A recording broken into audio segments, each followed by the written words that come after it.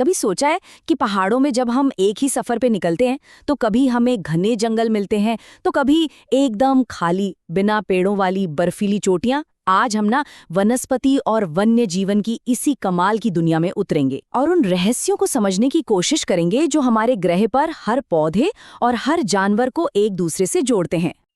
तो ये कहानी शुरू होती है सलीमा से। गर्मियों की छुट्टियां थीं और वो मनाली घूमने गई थी। जरा सोच कर देखिए, जब उसने अपने चारों ओर वो गहरी हरियाली और ये खूबसूरत रोडोडेंड्रॉन के फूल देखे होंगे, उसे कैसा लगा होगा? बिल्कुल एक ऐसा नज़ारा जो किसी कहानी की किताब से निकलकर सामने आ गया हो। लेकिन जैसे जैसे उसकी बस पहाड़ों पर ऊपर चढ़ती गई, उसे एक अजीब सी चीज महसूस हुई।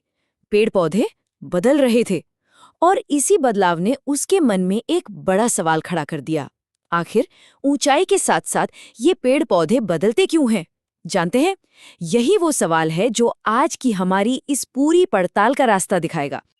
तो फिर चलिए सलीमा के साथ इस सफर पर। सिर्फ एक बस की यात्रा में उसने अपनी आंखों से घने जंगलों से लेकर बर्फ से ढकी चोटियों तक बदलाव की एक पूरी दुनिया देख ली थी। तो देखिए, सफर शुरू हुआ तलहटी से, जहां साल और सागवान के घने जंगल थे। फिर बस जैसे जैसे ऊपर चढ़ी, नजारा बदला। अब दिखने लगे सुई जैसी पत्तियों वाले लंबे नुकीले पेड़। और थोड़ा ऊपर, वाह, खूबसूरत लाल रोडोडेंड्रन के फूल खिले हुए थे। और फिर बिल्कुल टॉप पर, रोहतांग पास पर, वहां पेड़ थी ही नहीं, सिर्फ छोटी छोटी घास और दूर तक फैली बर्फ की चादर। तो सवाल वही है, सलीमा ने जो कुछ भी देखा उसके पीछे का साइंस क्या है? चलिए उन छिपे हुए नियमों को जानते हैं जो हमारी इस कुदरती दुनिया को इतना अनोखा रूप देते हैं। इसका जवाब असल में बहुत सीधा सा है। जलवायु यानी क्लाइमेट। जैसे जैसे ऊंचाई बदलती है, क्लाइमेट भी बदलता है। और बस यही बदलता हुआ क्लाइमेट तय करता है कि किसी जगह पर किस तरह के पेड़ पौधे उगेंगे। सिंपल। देखिए, किसी भी पौधे को बढ़ने के लिए 4 मुख्य चीजें चाहिए होती हैं। पहला, तापमान। दूसरा, नमी यानी बारिश। तीसरा, जमीन की ढलान। और चौथा, मिट्टी की मोटाई। बस इन्हीं 4 चीजों में जरा सा भी बदलाव आता है ना, तो हमारे चारों ओर दिखने वाले पेड़ पौधों में इतनी जबरदस्त वैरायटी आ जाती है। कमाल है ना? तो मोटे तौर पर इन्हीं क्लाइमेट फैक्टर्स के आधार पर हम पेड़ पौधों को 3 बड़ी कैटेगरीज में बांट सकते हैं। सबसे पहले हैं जंगल यानी फॉरेस्ट्स, जिन्हें खूब गर्मी और खूब बारिश चाहिए। फिर आते हैं घास के मैदान यानी ग्रासलैंड्स, जो मीडियम बारिश वाले इलाकों में उगते हैं। और आखिर में है झाड़ियां यानी श्रब्स, जो सूखे इलाकों में भी मजे से जी लेती हैं। अब जब सलीमा ने अपनी ये सारी बातें अपने पापा को बताईं, जो खुद भी खूब घूमे हुए थे, तो उन्होंने सोचा क्यों ना सलीमा को दुनिया के सबसे जरूरी इकोसिस्टम्स यानी जंगलों की एक वर्ल्ड टूर पे ले जाया जाए। जाहिर है बातों बातों में। तो हमारी पहली मंजिल है ट्रॉपिकल एवरग्रीन फॉरेस्ट।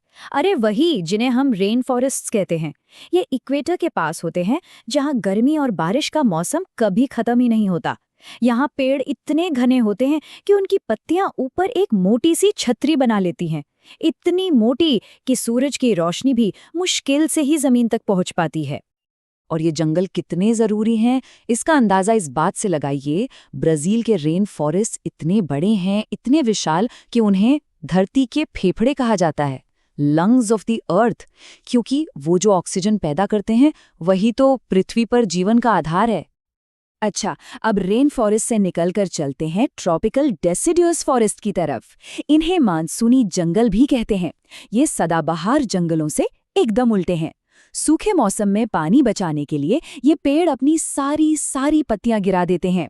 ऐसे जंगल भारत, ऑस्ट्रेलिया और सेंट्रल अमेरिका में खूब मिलते हैं।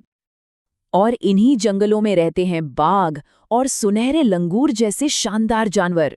यहाँ के पेड़ पौधे और जानवर सब ने बारिश और सूखे के इस साइकिल के साथ जीना सीख लिया है। चलिए अब जरा ठंडे इलाकों की तरफ चलते हैं।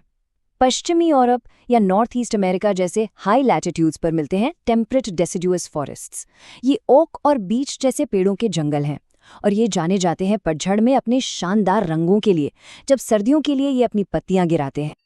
और इन्हीं शांत जंगलों के बीच में फीजेंट और मोनाल जैसे क्या कमाल के सुंदर पक्षी मिलते हैं। वो अपने रंगों से इस शांत माहौल में एक अलग ही जान डाल देते हैं। अच्छा, अब एक बड़ा मजेदार शब्द है टैगा। ये एक रशियन शब्द है जो नॉर्दर्न हेमिस्फीयर के विशाल कॉनिफेरस जंगलों के लिए इस्तेमाल होता है। इसका मतलब होता है शुद्ध या अनछुआ। और सबसे मजे की बात जानते हैं क्या है? ये वही पेड़ हैं जो सलीमा ने हिमालय में ऊंचाई पर देखे थे। सब कुछ जुड़ा हुआ है। इन चीड़ और देवदार जैसे पेड़ों की जो नर्म लकड़ी होती है ना, उसका इस्तेमाल भी बहुत होता है। जो कागज हम इस्तेमाल करते हैं, माचिस की तीलियां, पैकिंग वाले डिब्बे, सब इसी लकड़ी से बनते हैं। तो जंगलों की इस घनी दुनिया से अब बाहर निकलते हैं और चलते हैं हमारे ग्रह के विशाल खुले मैदानों की ओर, यानी घास के मैदान और झाड़ियों की दुनिया में। क्या कभी कोई सोच सकता है कि घास भी 4 मीटर तक ऊंची हो सकती है? लेकिन अफ्रीका के सवाना जैसे ट्रॉपिकल ग्रासलैंड्स में, जहां मीडियम बारिश होती है, घास सच में इतनी ऊंची हो जाती है ना कमाल का इकोसिस्टम। और इन बड़े बड़े मैदानों को ना दुनिया भर में अलग अलग नामों से जाना जाता है। जैसे ईस्ट अफ्रीका में इन्हें सवाना कहते हैं, ब्राजील में कैंपोज, अर्जेंटीना में पैम्पाज, तो सेंट्रल एशिया में स्टेपी। नाम भले ही अलग अलग हों, लेकिन इन सब की अहमियत एक जैसी है। अब बात करते हैं धरती के 2 एकदम एक्सट्रीम एनवायरनमेंट्स की, ऐसी जगह जहां पेड़ जिंदा ही नहीं रह सकते। एक तरफ है टुंड्रा, यानी ध्रुवीय इलाकों की कड़ाके की ठंड, जहां बस छोटी सी गर्मी में काई और लाइकेन जैसी चीजें उग पाती हैं। और दूसरी तरफ रेगिस्तान, चिलचिलाती गर्मी और सूखा, जहां सिर्फ कांटेदार पौधे ही जीने की हिम्मत जुटा पाते हैं। तो दुनिया भर के इन अलग अलग इकोसिस्टम्स की यात्रा के बाद अब हम आते हैं सबसे जरूरी सवाल पर। प्रकृति के साथ हमारा रिश्ता क्या है? सलीमा के पापा ने उसे कुछ तस्वीरें दिखाईं जिनमें जंगलों को काटा जा रहा था। इससे देखकर सलीमा ने एक बहुत ही सीधा लेकिन बहुत गहरा सवाल पूछा। उसने कहा, अगर ये जंगल ही खत्म हो गए तो ये सारे जंगली जानवर कहाँ जाएंगे? और सलीमा का यही सवाल हमें एक आखिरी और शायद सबसे बड़े सवाल पर लाकर छोड़ देता है। अगर हम इसी रफ्तार से पेड़ काटते रहे तो हमारे भविष्य का क्या होगा? हमें ऑक्सीजन, पानी, लकड़ी, ये सब कहाँ से मिलेगा? ये एक ऐसा सवाल है जो हम सबसे जुड़ा है और इसका जवाब भी हम सबको मिलकर ही खोजना होगा।